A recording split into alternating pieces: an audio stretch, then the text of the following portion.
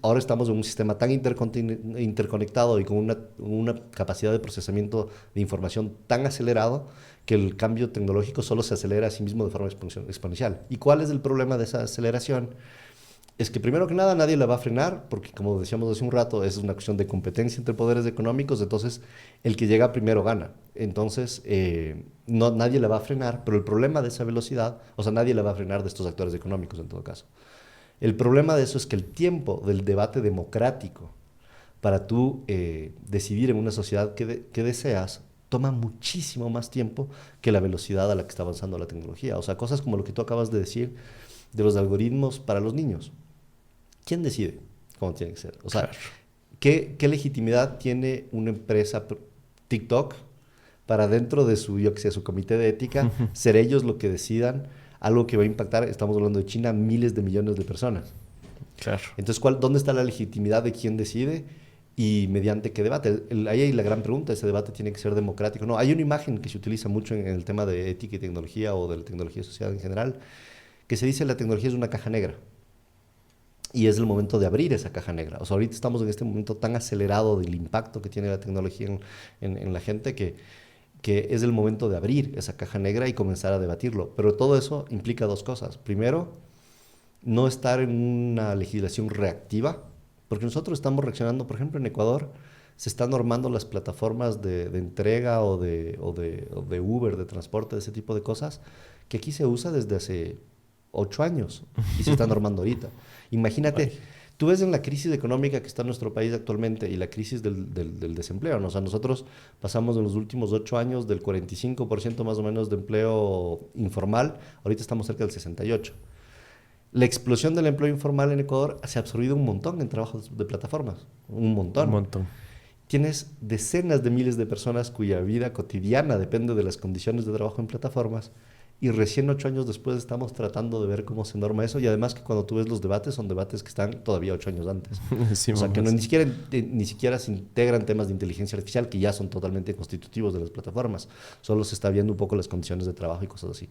Entonces el problema de eso es que hay que cambiar yo una vez entrevisté a una gente de Australia, que es una organización de derechos digitales, que ellos decían hay que cambiar la forma de pensar la legislación. O sea, no tiene que ser una legislación eh, como que está siempre corriendo detrás y con cosas súper precisas, porque siempre vas a estar detrás del desarrollo tecnológico. Hay dos cosas. La una es cambiar el sentido de qué es legislación. Tiene que ser una legislación que más que darte el detalle de si tal persona viola tal ley, tiene yo que sé, tal castigo, o esto se permite, esto no. Tienen que ser cada vez más legislaciones que fijen principios. Entonces, yo que sé, el principio de privacidad, el principio de, si es que en términos laborales hay una transformación, que la transformación nunca termine minando hacia abajo, o sea, trayendo hacia abajo ciertos derechos laborales que podrían definirse en una legislación. O sea, decir, el tiempo de trabajo tiene que estar definido de tal manera, sea cual sea la tecnología. Entonces tú vas, digamos, dando ciertos principios que no van en el detalle, sino que son principios normativos, no una hoja exacta de qué pasa si pasa esto, qué pasa si pasa esto. Y esto se hace como principio de precaución. Y ese es todo el cambio filosófico que tiene que haber en la normativa frente a este cambio acelerado de la tecnología, que ya no es una normativa que ve qué es lo que está pasando, analiza lo que está pasando y en función de eso dice, uy, ¿y ahora cómo arreglamos esto? Sino que al contrario es una normativa que dice qué viene a futuro y cómo tenemos un principio de precaución frente a lo que viene.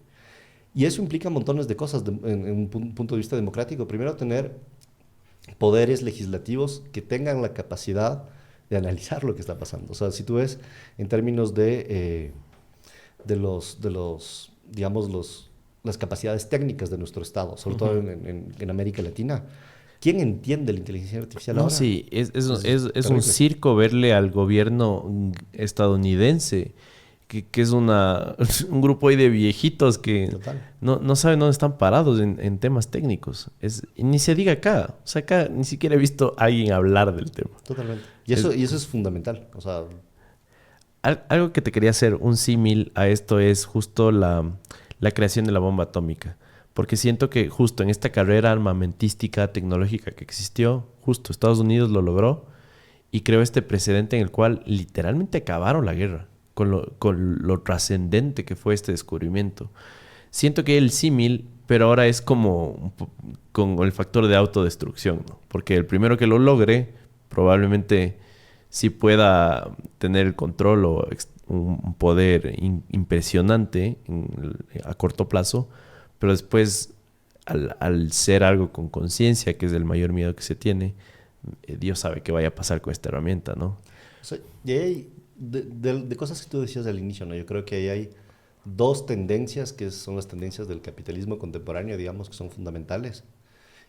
La primera es el tema de que la, el sistema económico global tiende desde los últimos 30 años hacia monopolios globales. O sea, monopolios de la información, monopolios de producción tecnológica de ciertas cosas.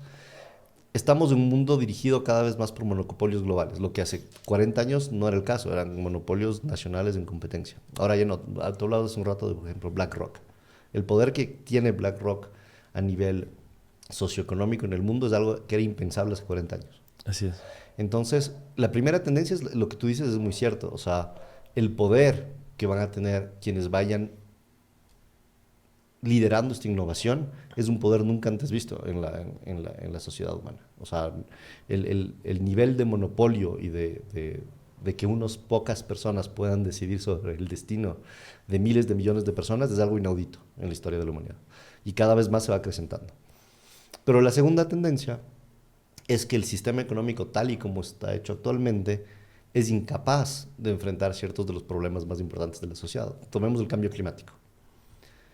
Enfrentar el cambio climático necesita obligatoriamente una planificación de la economía. O sea, tú necesitas planificar qué se va a producir porque tenemos recursos limitados, nuestros recursos, además la forma en que se produce están impactando los ecosistemas, está haciendo un cambio, el mismo cambio climático es exponencial también en la forma en cómo se transforman los ecosistemas.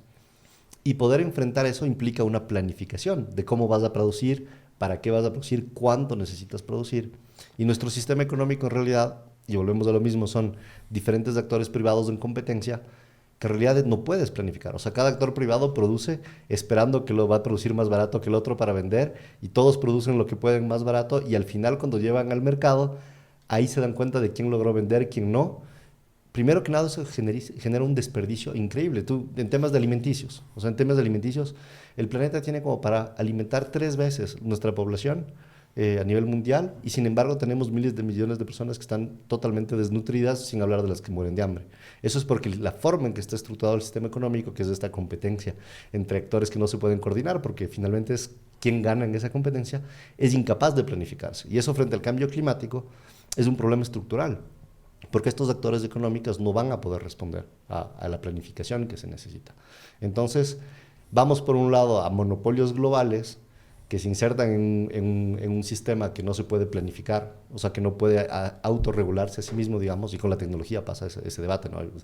A veces hay unos debates de legislación, se plantean legislaciones globales o cosas así, que dicen, no, tienen que autorregularse las empresas. No pueden, es algo que ellas mismas estructuralmente no pueden por estar en competencia. Entonces, ahí es donde yo digo, sí estamos yendo, tal vez no en los 5 o 10 años, como dicen estos CEOs, pero estamos yendo a un escenario en que el sistema económico, por cómo funciona, es incapaz de resolver problemas fundamentales como el cambio climático, sin hablar de la violencia que genera la desigualdad. La desigualdad sigue creciendo en los últimos 30 años de forma exponencial y eso genera mucha violencia en nuestra sociedad.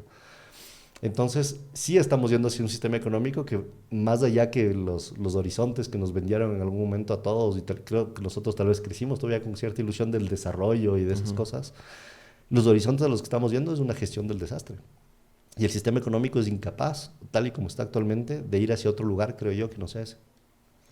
Hablando justo de la desigualdad y una de las razones por las que acudí a invitarte el día de hoy es porque en el Medio Oriente ahorita a inicios de octubre del 2023 empieza un conflicto, bueno, no empieza, más bien se amplifica, llamémosle así. Estalla, claro, es una cosa terrible. Se amplifica, si estalla un conflicto entre Israel y Palestina, ¿no? Todo esto como para describirle un poco a la gente, resumirle, no me acuerdo exactamente la fecha, no sé si nos pueden buscar ahí. El 7 de octubre. El 7 de octubre. El 7 de octubre Hamás irrumpe con uno de los supuestamente sistemas de defensa más avanzados, complejos, completos, como le quieras llamar, de Israel y logra hacer un ataque terrorista en el cual mata, me parece que ya más de 1.400 personas, ¿no? Entre ellos muchas mujeres, niños, civiles, por así decirlo. Me parece que también había algunos soldados de Israel, pero bueno, sucede esto. Históricamente, si empezamos a ir hacia atrás, no hay que irse muchos años atrás para ver cuántos palestinos, asimismo, han sido muertos en manos del ejército israelita. Es cuestión de irse unos 2, 3 años tal vez, no más, y se iguala la cifra, pero no, mi afán no es tratar de como ver quién ha matado más, ¿no? Yo creo que el valor de cada vida humana, independientemente de su etnia, religión, lo que sea, es invaluable. Así que, más bien, qué pena que haya pasado esto. Y este conflicto lo que hace ahorita es, como tú dijiste, ¿no? Crea una explosión, una crisis humanitaria terrible, ¿no? Sobre todo para el lado de Palestina y muy enfocado, entiendo, en la Franja de Gaza. Entonces, me pareció un perfil interesantísimo el que tú estés acá porque entiendo que viviste en Palestina. Entonces, antes de irnos de lleno a lo que está pasando por allá, quiero que me cuentes cómo fue tu experiencia de vivir por allá. Ya, mira, bueno, yo llegué a Palestina, yo estuve 3 años viviendo allá, entre el 2011 y el 2013 más o menos, porque yo trabajaba con un proyecto de cooperación internacional de una alcaldía francesa. Yo fui migrante mucho tiempo en Europa y dentro de mi camino allá, un momento, mi empleo era eso, o sea, yo trabajaba como director de cooperación internacional de una alcaldía allá en Francia, que estaba en las afueras de Lyon, cerca de Italia. Y ellos tenían una cooperación histórica con Palestina ya desde hace más de 20 años. Y claro, cuando yo llegué ahí, tuve que encargar de eso. Entonces yo llegué a Palestina en realidad en medio de un proyecto que era de trabajo con jóvenes, de cómo trabajar, tratando de, con los jóvenes palestinos y las jóvenes palestinas, ver cómo remediar montones de cosas del impacto psicológico que significa para ellos una cooperación militar que ya dura 3 generaciones, 4 generaciones. El futuro económico de una sociedad que está totalmente aplastada por la guerra y por la ocupación y que no tiene muchas perspectivas económicas. Entonces era como trabajar con ellos. Yo llegué a eso. Y claro, cuando yo llegué... ¿En qué año era más o menos? 2011. Yo 2011. estuve del 2011 al 2013. Estamos hablando de hace unos 12 años, ¿no? Sí, o sea, sí. Okay. Al inicio sí, cuando yo llegué fueron hace unos 12 años. Es más, yo me fui un año antes del último gran bombardeo, antes de este, que fue en el 2014. O sea, yo justo me fui antes de eso. Claro que sí. Y digamos, sí, claro, yo cuando llegué allá, además, bueno, yo tengo cara de árabe, entonces a mí no me ven tanto como extranjero, me trataban un poco como ya, ¿no? Claro, yo pude ver el cotidiano de eso. Y hay algo que me parece súper interesante para la gente que nos vea. Todo el mundo ha visto este mapa, ¿no? De cómo va, digamos, diluyéndose el territorio palestino desde el 1948 hasta ahora. Y ahora termina este mapa que son como unas islitas, que seguramente todo el mundo ha visto ese mapa, que son como unos puntitos. Que es West Bank o Cisjordania, Cisjordania, ¿no? Exacto. Pero solo para dejar claro justo, es un territorio diluido, son como islas, o sea, no hay conexión. No sé si nos puedes describir en esa área, justo la parte que está rellena más bien, ¿qué es? ¿Territorio israelita? Justo hacia eso iba. O sea, justo para explicar el cotidiano de los palestinos, el por qué se lo representa como islas de eso. ¿Qué pasa? ¿Cuál es la historia de esto? No, bueno, la historia se remonta mucho más atrás, pero la historia reciente de este mapa, de esas islas, surge en el 93, cuando se hacen los acuerdos de Oslo. En el 93 hay un hito histórico para el conflicto palestino-israelí, en el cual los dos estados, o sea, los dos pueblos se ponen de acuerdo sobre una paz y una solución de 2 estados. En el 93, tanto el primer ministro israelí como el líder de la Organización de Liberación de la Palestina, que era Yasser Arafat en ese momento, firman un acuerdo en el que concuerdan, está bien, nos vamos a quedar cada uno con un estado, van a existir el estado israelí, va a existir el estado palestino, fijan fronteras. Es una famosa foto que existe, así con Bill Clinton atrás, como esa famosa foto que muchos hemos visto. Y claro, ahí había una esperanza. ¿Cómo se delimitó? ¿Se delimitó la Franja de Gaza ahí? No, es la Franja de Gaza más la parte de Cisjordania, donde están esas islitas. Y justo hacia eso quería explicar. Porque el rato que hacen esto, que hacen esta delimitación, se prevé como un periodo de transición, que eran 5 años. En 5 años tenían que crearse los 2 estados y habían acordado respetarse mutuamente, dejar que cada uno tenga su vida democrática y su soberanía. Esta transición implicaba que el Estado de Israel, que había ocupado esos territorios, se vaya retirando de una parte de lo que iba a ser el Estado de Palestina. Y ese retiro era progresivo. Entonces tú ya tenías como un núcleo que ya era Palestina, que se dividió en 3 zonas, la zona A, B y C, estos acuerdos. La A era ya el núcleo, ya Palestina, el Estado palestino. Había una zona B que estaba todavía bajo control administrativo palestino, pero ya con control militar israelí, y una zona C que era bajo control total israelí. Y la idea es que Israel de estos territorios, la zona A se iba a ir extendiendo a la B, a la C, y al final todo iba a ser una zona A del territorio palestino y Palestina va a tener su Estado. Entonces la idea era un retiro progresivo de las fuerzas israelíes de ahí. Pero lo que pasó fue lo contrario.